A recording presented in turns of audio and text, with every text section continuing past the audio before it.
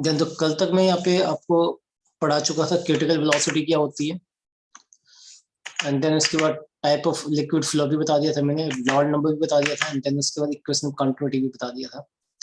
Equation of continuity का proof नहीं बताया था मैंने, है ना? बता दिया था इक्वेशन ऑफ कंटिन्यूटी का प्रूफ? No sir. क्या था इक्वेशन ऑफ कंटिन्यूटी? हमने बताया था कि, हाँ जी बोलिए सर, एवी कांस्टेंट। हाँ जी, ये कहता है जो rate of flow of liquid होगा at every cross sectional point पे वो क्या होगा? कांस्टेंट होगा। ठीक है, तो जैसे इसने बताया A B constant, A B क्या होता है? रेट ऑफ फ्लो होता है। ए बी क्या होता है अभी? Rate of flow. अच्छा, रेट ऑफ फ्लो एक्चुअली होता है क्या? वॉल्यूम पर unit time. Rate of flow क्या होता है? वॉल्यूम पर यूनिट टाइम। और वॉल्यूम क्या हो गया? एरिया इंटू में लेंथ, पता है ना? वॉल्यूम क्या हो गया? एरिया इंटू में लेंथ। तो एरिया इंटू में लेंथ डिवाइड बाय टाइम, और लेंथ ओवर टाइम क्या देगा मुझे? लेंथ ओवर टाइम क्या देगा? वेलोसिटी। तो area into velocity is constant, जैसा निधि ने बताया अभी, ए वी कांस्टेंट। तो यहां से आप क्या देख रहे हो कि वी क्या है? Inversely proportional to area. What it means, इसका मतलब क्या है? जितना स्मॉल क्रॉस सेक्शनल एरिया को गया उतनी ही ज्यादा उसकी वेलोसिटी ऑफ लिक्विड फ्लो होगा। क्या यही बात है इसका मतलब? बताइए मुझे। ए वी कांस्टेंट का मतलब v inversely proportional to area, यानी कि smaller the area more is the velocity. Now अब इसका प्रूफ ध्यान दो, proof of equation of continuity.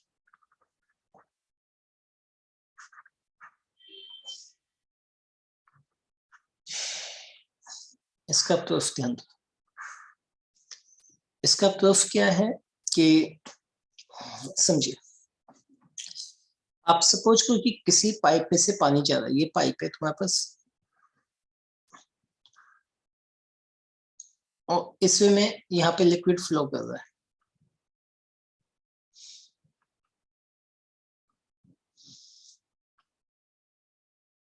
तो यहाँ का जो रेट ऑफ वेलोसिटी है, यानी कि वेलोसिटी एंटर पे जो कर रहा है वो v1 है, v1 वेलोसिटी है। और यहाँ पे जो एग्जिस्ट कर रहा है वो मान लो v2 वेलोसिटी है। इसका जो क्रॉस सेक्शनल एरिया है वो है a1, और इसका जो क्रॉस सेक्शनल एरिया है वो a2। तो मैं मान लेता हूँ, let a homogeneous liquid, homogeneous liquid is passing through, कहां से भी? Is passing through a pipe, through a pipe. And इसके दो क्रॉस सेक्शनल पॉइंट मान लेता हूं, and taking two cross sectional point,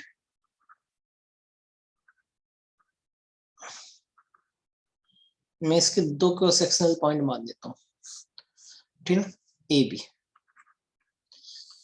having cross sectional area, कितना कितना भी? क्रॉस सेक्शनल एरिया, बोलिए कितना कितना मानेंगे हम? a1 and a2 respectively at a पे एंड एट b पे, ठीक है? And also if v1 and v2 are speed of liquid at cross section A and B respectively, and rho is density of liquid। rho क्या है यहाँ पे? Density of liquid है। तो therefore mass per unit time कितना enter करेगा, कोई बताएगा? therefore mass per unit time entering at A पे, मास ऑफ लिक्विड है ये, mass of liquid per unit time enter कितना करेगा एट ए पे? तो तुम्हें पता है कि मास डिवाइड बाय टाइम होगा। मास क्या होगा? डेंसिटी इंटू में वॉल्यूम। वॉल्यूम कितना होगा? एरिया इंटू में वेलोसिटी, सॉरी एरिया इंटू में लेंथ डिवाइड बाय टाइम। और लेंथ ओवर टाइम क्या होगा भाई? बोलिए ना, लेंथ ओवर टाइम क्या होगा, वेलोसिटी। तो रो a1v1 क्या बनेगा, रो a1v1 नंबर 1 इतना मास पर यूनिट टाइम के हिसाब से एंटर कर रहा है। तुम्हें पता है कि सिंस यहाँ पे जो वेलोसिटी है वो क्या होगा, लेंथ ओवर टाइम है, ठीक है। ये क्या है, वेलोसिटी। यहाँ पे ए पे velocity v1। Similarly mass of liquid exerting per unit time at b पे कितना मास बाहर निकल रहा है, कोई बताएगा। बी पे जो होगा वो भी मास ओवर टाइम होगा, मगर बी की बात कर रहा हूं मैं। मास क्या होगा, डेंसिटी इंटू में वॉल्यूम, वॉल्यूम कितना होगा, एरिया इंटू में लेंथ डिवाइड बाय टाइम, और लेंथ ओवर टाइम क्या देगा मुझे, वेलोसिटी। तो क्या बनेगा, रो a2v2। अब तो पता है कि जितना लिक्विड यहाँ पे एंटर कर रहा उतने ही तो एग्जिस्ट करेगा। हाँ भाई ऐसे होगा ना, जितना लिक्विड एंटर करेगा क्या उतने ही तो बाहर निकलेगा, होगा नहीं होगा ऐसा, बताइए बेटा। Yes, sir. Since mass entering per unit time is equal to mass exit per unit time, तो जितना एंटर करेगा उतना ही बाहर निकलेगा। अब एंटर कितना कर रहा है, रो a1v1 और एग्जिस्ट कर रहा है रो a2v2। तो रो से रो कट गया क्योंकि होमोजेनियस लिक्विड है, सब जगह डेंसिटी सेम पाएगी। तो इसका मतलब a1v1 is equal to a2v2, और this implies av is equal to क्या हो गया, कांस्टेंट। तो ये कितना है तुम्हारे पास, ये प्रूफ है इसका, प्रूफ। ठीक है, याद आ जाएगा, बोलिए मुझे। जितना एंटर करेगा उतने एग्जिस्ट करेगा, ये कंटिन्यूटी कहती है। ये कहीं पे इकट्ठा नहीं करेगा, या पाइप कहीं से लीक नहीं होता और किसी जगह से। Okay, sir. नाउ ये था एक क्वेश्चन ऑफ कंटिन्यूटी का प्रूफ। नाउ नेक्स्ट टॉपिक है energy in liquid, most important है एनर्जी इन लिक्विड। बताओ चाहिए लिक्विड प्रोसेस करते हैं 3 टाइप ऑफ एनर्जी को, बताओ चाहिए। The liquid possessed 3 types of energy, ये 3 टाइप की एनर्जी को प्रोसेस करते हैं। 3 टाइप ऑफ एनर्जी कौन कौन से, नंबर 1 एक तो होगा यहाँ पे प्रेशर एनर्जी। प्रेशर एनर्जी क्या होता है, pressure energy it is energy by virtue of its pressure. तुम्हें पता है लिक्विड ऑलवेज फ्लो करता है from high pressure to lower pressure, बताओ चाहिए। It is the energy by virtue of pressure of liquid, और बताओ चाहिए द लिक्विड always flows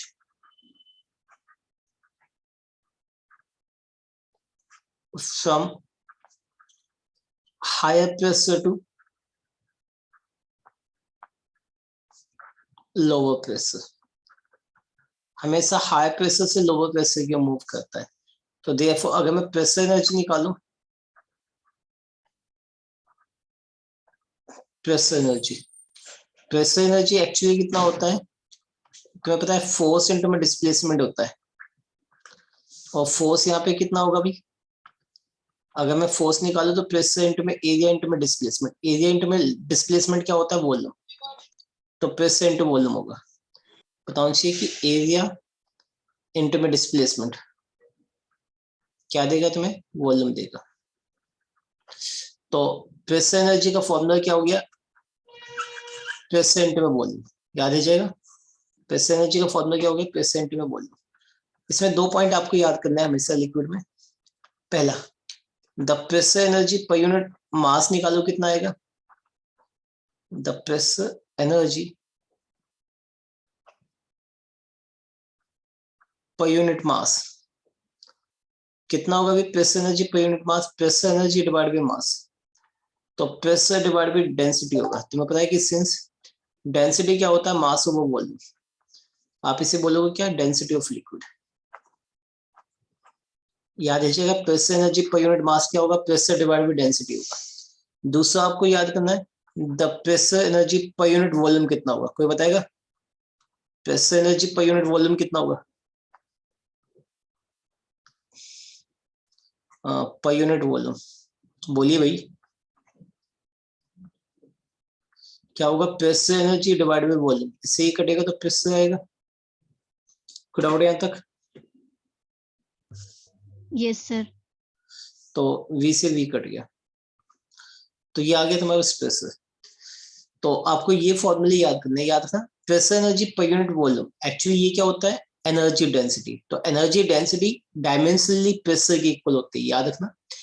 ये कॉम्पिटिशन में कई बार पूछा गया, एनर्जी डेंसिटी डायमेंशनली किसके इक्वल है, प्रेशर के। नो,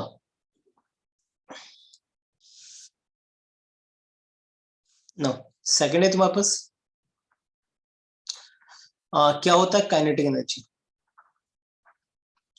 मैंने बताया था तीन टाइप की एनर्जी प्रोसेस करता है, कौन कौन सी, एक तो प्रेशर एनर्जी, दूसरा काइनेटिक एनर्जी, और तीसरी पोटेंशियल एनर्जी। ये प्रेशर था, काइनेटिक, देन इसके बाद पोटेंशियल। तो कोई बताएगा काइनेटिक एनर्जी किसकी वजह से होगी, सर मोशन। मोशन की वजह से। तो क्योंकि लिक्विड हमेशा फ्लो करता है, तो यहाँ पे मोशन की वजह से जो भी एनर्जी होगी वो उसकी काइनेटिक एनर्जी होगी। बताओ चाहिए, it is the energy, it is the energy by virtue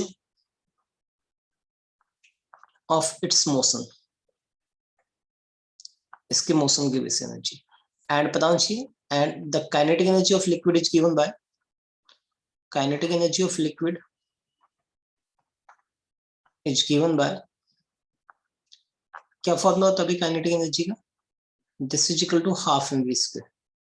normally हर एक जगह यही फॉर्मूला होता है, m mass of the liquid, v velocity of liquid. तो यहाँ पे दो चीजें हम पढ़ेंगे, पहला kinetic energy per unit mass, तो कितना आएगा अभी kinetic energy per unit mass, half m v square divide by half m. हाँ बोलिए कितना हाफ है, v square.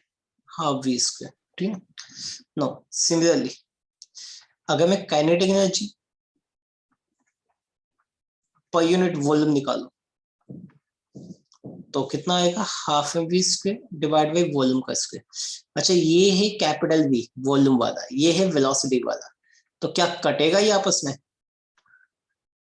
Sir half rho v square. हाँ जी, हाफ रो वी स्क्वायर आएगा, क्योंकि रो एक्चुअली कितना है, मास ओवर वॉल्यूम, और ये क्या है, डेंसिटी ऑफ लिक्विड है, ये डेंसिटी ऑफ लिक्विड है, ठीक है, याद रखना। ना इसी तरह से तुम्हारे पास आता है तीसरा है potential energy, potential energy.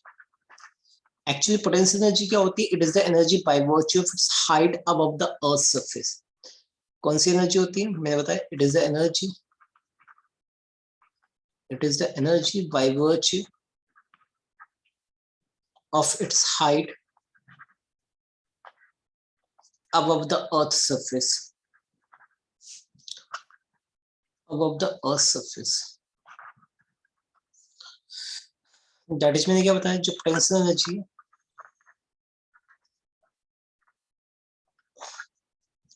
This is equal to mgh, याद रखना। तो देयरफॉर यहाँ पे भी दो चीजें पूछी जाती है, एक तो potential energy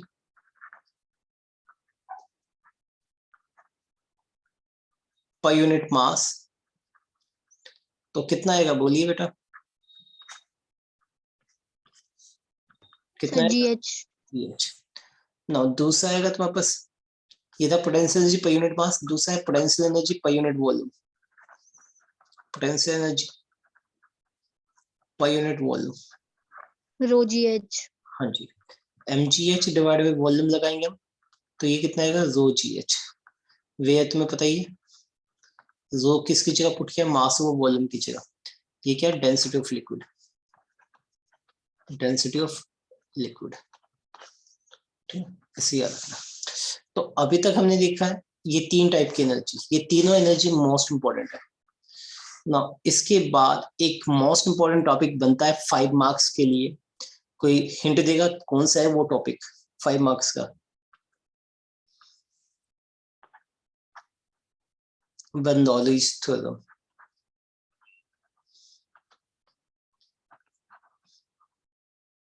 this is the most important topic. कोई ऐसा एग्जाम नहीं है जिसमें ये आया ना, आइदर ये या फिर इसकी एप्लीकेशन जो आती है बर्नौलीज थ्योरम की। क्या कहता है ये? एक्चुअली ये फॉलो करता है कंजर्वेशन ऑफ एनर्जी को। किसे फॉलो करता है ये? कंजर्वेशन ऑफ एनर्जी को पता होना चाहिए। It follows conservation of energy in liquid. Liquid में ये कंजर्वेशन ऑफ एनर्जी को फॉलो करता है। इसकी स्टेटमेंट क्या है? ध्यान दो, इसकी स्टेटमेंट ध्यान से देखना, मोस्ट इंपॉर्टेंट है बेटा ये। It state that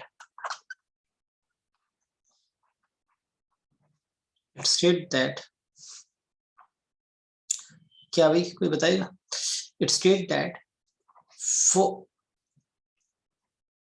ideal flow of for streamline flow of ideal liquid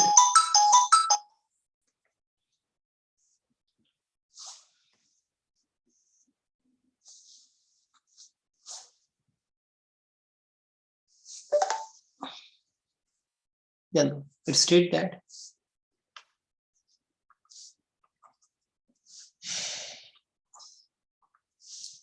for streamline flow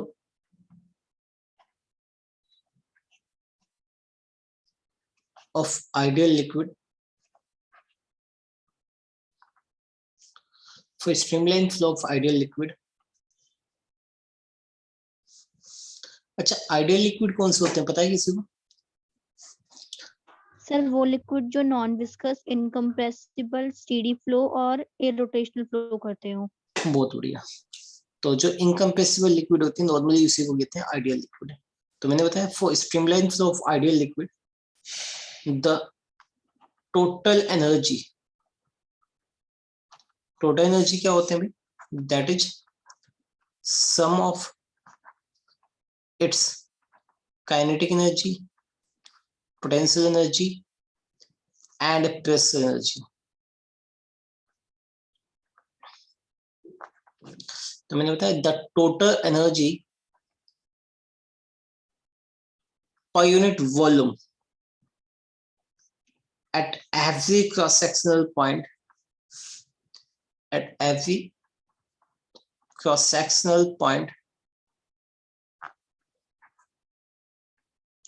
of liquid flow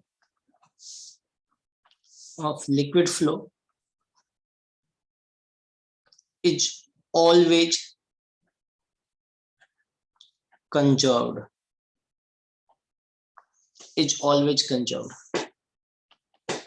always conserved या फिर कांस्टेंट भी कह सकते हो आप। ऑलवेज कंजर्व्ड या फिर कांस्टेंट। तो मैंने क्या बताया? It state that for streamline flow of ideal liquid the total energy per unit volume at every cross sectional point of liquid flow is conserved. याद दीजिएगा क्या बताया मैंने? Total energy per unit volume at every cross sectional point is conserved. याद दीजिएगा बेटा। Yes sir. तो एक बार दोबारा से याद करने की कोशिश करो क्या स्टेटमेंट है। मैंने बताया it state that for the streamline flow of an ideal liquid the total energy में कौन सी एनर्जी आ गई? Kinetic energy, potential energy and pressure energy. The total energy per unit volume at every cross sectional point of liquid flow is always conserved. याद है ना? आगे बढ़े। Yes sir. ठीक है। Yes sir. इसका प्रूफ है मेन तो ये 5 मार्क्स में क्वेश्चन आता है state and prove Bernoulli's theorem. Exactly 5 marks में आया, कोई कम का नहीं आया ये कभी भी। तो बढ़िया क्वेश्चन है, ध्यान दो। इसके लिए मैं इसका प्रूफ कहूंगा तो उसके लिए एक डायग्राम मुझे बनाना पड़ेगा। ध्यान दो, आप कुछ इस टाइप का डायग्राम बनाओ जिसमें तीनों टाइप की एनर्जी का वेरिएशन आ जाए। ये ग्राउंड लेवल है और यहां से एक pipe low,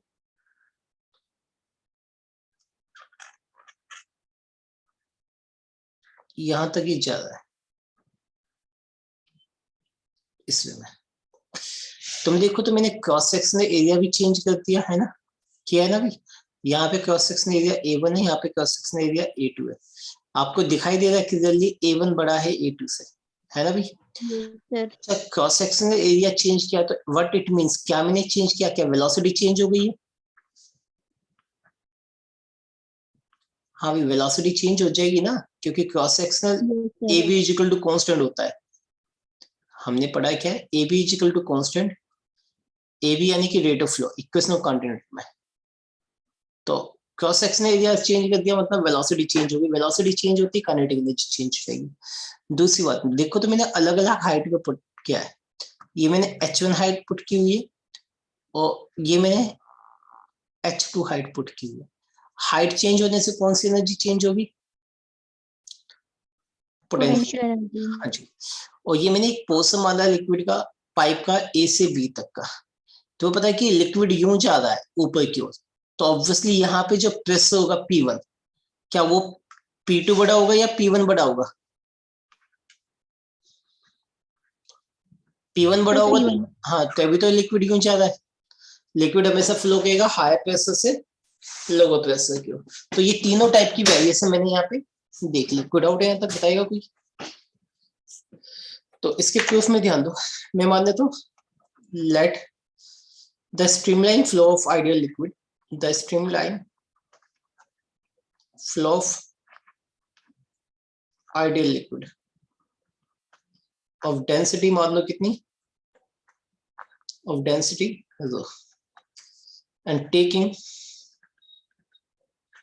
and taking AB portion of the tube, tube का AB पोर्शन मान लो, तो पता होना चाहिए नो। आगे H1 and H2 are respective height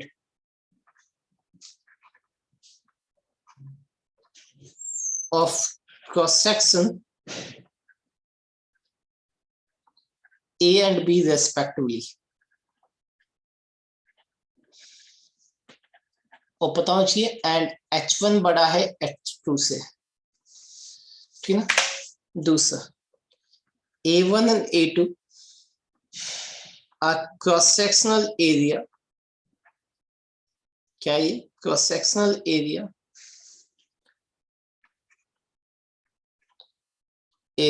of किस किस का भी, ऑफ A एंड B का respectively, and V1 and V2 a velocity of liquid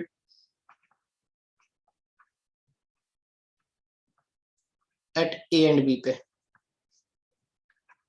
at A and B पे respectively। तो तुम्हें पता है therefore using equation of continuity, using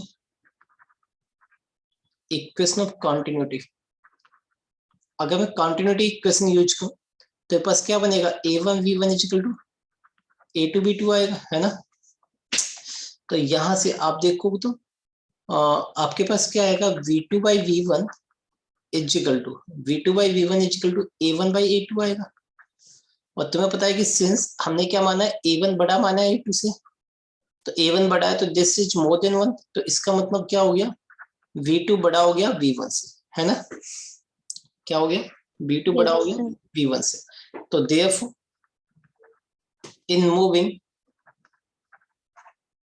A to B, A से B तक मूव करने में क्या चीज हो रहा है भाई, the kinetic energy of liquid बढ़ रही है घट रही है, the kinetic energy of liquid increase हो रही है ना, इंक्रीजेज। तो therefore increase in kinetic energy का मैं देखो, इंक्रीज इन काइनेटिक एनर्जी कोई बताएगा, फाइनली कितनी हो गई, हाफ एम V2 का स्क्वायर माइनस में इनिशियली कितनी थी, हाफ एम V1 का स्क्वायर, यही होगा भाई। नंबर 1 ऑल्सो तुम्हें पता है कि H2 बड़ा है H1 से, तो इसका मतलब क्या हो गया, therefore in moving A to B में, in moving A to B में पोटेंशियल एनर्जी क्या हो रही है, बढ़ रही है घट रही है, बताइए बेटा। सर बढ़ रही है। हाँ बढ़ रही है। तो the potential energy of liquid increases. तो देयरफॉर अगर पोटेंशियल एनर्जी बढ़ रही है तो व्हाट इट मींस, इसका मतलब क्या हो गया, therefore increase in potential energy अगर मैं निकालूं इंक्रीज इन पोटेंशियल एनर्जी, तो फाइनली कितनी होगी, mgh2 माइनस में mgh1 नंबर 2। और तुम्हें पता है कि सिंस लिक्विड फ्लो करता from higher pressure to lower pressure, since the liquid flows करता कहां से कहां तक भाई, फ्लोज फ्रॉम, बताइए, हायर प्रेशर, लोअर प्रेशर। हाँ जी, higher pressure to lower pressure, higher pressure से लोअर प्रेशर मूव करता है। अगर मैं बोलूं कि इफ P1 एंड P2 आप pressure at A and B पे, तो देयरफॉर अब तुम्हें पता है यहां से यहां तक जाने में प्रेशर एनर्जी घटेगी या बढ़ेगी, बताइए मुझे, सोच के आंसर देना। हायर प्रेशर से लोअर प्रेशर, तो प्रेशर कम हो गया तो प्रेशर एनर्जी भी कम होगी, तो therefore in moving A to B the pressure energy क्या होगी भाई, प्रेशर एनर्जी डिक्रीज करेगी, एंड जो डिक्रीजिंग प्रेशर एनर्जी होगा, एंड डिक्रीजिंग प्रेशर एनर्जी कितना होगा, कोई बताएगा, कितने प्रेशर एनर्जी घटेगा, P2V में से घटेगा, नहीं P1V ज्यादा होगा ना, P1V में से घटेगा P2V। अब तुम्हें पता है कि यूजिंग कंजर्वेशन ऑफ एनर्जी से तुम्हें पता है कि सिंस एक टाइप की एनर्जी घटी है तो बाकी दोनों टाइप की एनर्जी बढ़ रही है, तुम्हें पता चाहिए since the decrease in pressure energy, the decrease in pressure energy cause करेगा क्या भाई, कॉज द इंक्रीज इन कौन कौन सी, kinetic energy and potential energy. तो देयरफॉर कितना डिक्रीज हुआ है मैंने बताया, देयरफॉर हम यहाँ पे लिखेंगे decrease in pressure energy equal to increase in kinetic energy plus में इंक्रीज इन पोटेंशियल एनर्जी, ये फॉर्मूला होगा। अब इन दोनों का अगर मैं यूज करूं, ध्यान से इधर जाए, तो बारी बारी बताना। देयरफॉर अब डिक्रीज इन प्रेशर एनर्जी कितना होगा, कोई बताएगा, P1V में से घटा दो P2V। Increase in kinetic energy कितना होगा, हाफ m V2 का स्क्वायर में से घटा दो हाफ m V1 का स्क्वायर। भाई ये तो इंक्रीज हुआ ना काइनेटिक एनर्जी, कोई बताएगा।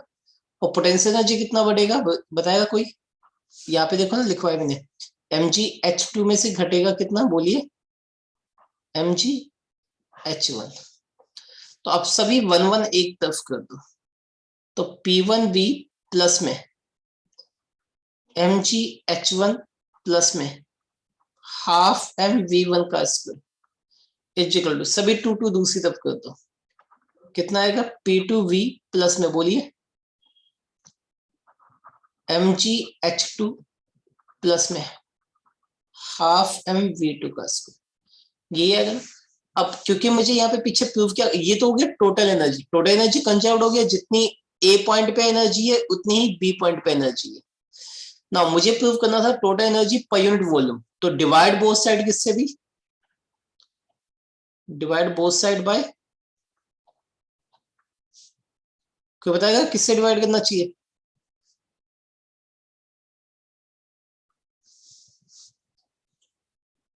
हाँ जी, divide both side by volume से। तो वॉल्यूम से डिवाइड कर दो तो मेरे पास क्या बनेगा, P1 प्लस में P1 V बाई V होगा, mg h बाई V हो गया, हाफ m V1 का स्क्वायर डिवाइड बाई V हो गया, और यहाँ पे P2 V divide by V हो गया, mg h2 divide by V हो गया, हाफ m V2 का स्क्वायर डिवाइड बाई V हो गया। नाउ अगर मैं सभी तरफ V से डिवाइड कर दूं तो मेरे पास क्या क्या बच गया, खाली P1 प्लस में ये कितना बनेगा, रो जी H1 होगा, और ये क्या बनेगा, हाफ रो V1 का स्क्वायर बनेगा, पता है ना, क्योंकि मास ओवर वॉल्यूम क्या होता है, डेंसिटी। तो यहाँ पे कितना आएगा, P2 प्लस में रो जी H2 प्लस में हाफ रो V2 का स्क्वायर। तो तुम देखो तो दीज इम्प्लाइज P प्लस में रो जी H प्लस में हाफ रो V स्क्वायर, सभी 1 1 2 2 में कन्वर्ट हो गया, यानी कि ये सारी चीजें क्या है, कंजर्व्ड है, कांस्टेंट है। ये मुझे प्रूव करना था। आप देखो तो लेफ्ट हैंड साइड में क्या, एनर्जी पर यूनिट वॉल्यूम। तो देयरफॉर आप कह सकते हो कि energy per unit volume is क्या आ गया, कांस्टेंट आ गया, हैंस प्रूव्ड। ये मुझे प्रूव करना था। हो जाएगा ये प्रूव, क्योंकि 10 नंबर का क्वेश्चन, सॉरी 5 मार्क्स में ये क्वेश्चन कई बार पूछा गया। हाँ जी हो जाएगा ना, बताइए मुझे। हो जाएगा बेटा। Yes, sir. तो ठीक है, आज के लिए इतना ही है। ऐड कर दो क्लास। ये मगर करना जरूर है, क्योंकि this is the most important. कम से कम 2 बार रिटन प्रैक्टिस करनी है आपको इसकी, क्योंकि ये मोस्ट इंपॉर्टेंट चीज है। चलो आज के लिए इतना ही है। ऐड कर दो मैं क्लास को।